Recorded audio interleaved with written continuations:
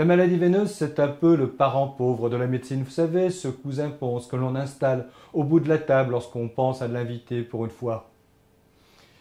Pourquoi c'est le parent pauvre? Eh bien, je n'en sais trop rien, car lorsqu'on regarde les chiffres, c'est près de 15 millions de personnes qui en souffrent tous les jours. Oh, certes, on n'en meurt pas.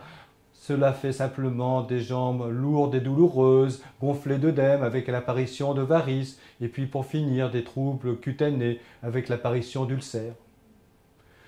Pourquoi la néglige-t-on? Eh bien, je n'en sais trop rien. Il existait des traitements efficaces, ils existent toujours, mais ils ont été déremboursés. Les vénotoniques.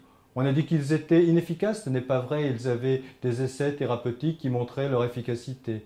Mais 15 millions de personnes à soigner, ça coûtait sans doute trop cher.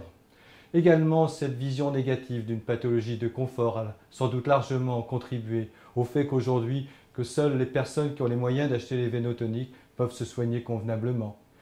Le traitement de la maladie veineuse, c'est aussi la compression élastique. Tout allait bien pendant quelques mois, voire quelques années. On pouvait en prescrire comme on voulait, puis maintenant il faut en prescrire seulement normalement 2 paires par an. C'est difficile d'imaginer que les gens les lavent le soir pour les remettre le lendemain, et si on voulait diffuser les mauvaises odeurs ou les champignons au niveau des pieds, on ne s'y prendrait pas autrement. La maladie veineuse, c'est aussi peut-être considéré comme une maladie de confort, bien parce que c'est une maladie qui affecte essentiellement les femmes.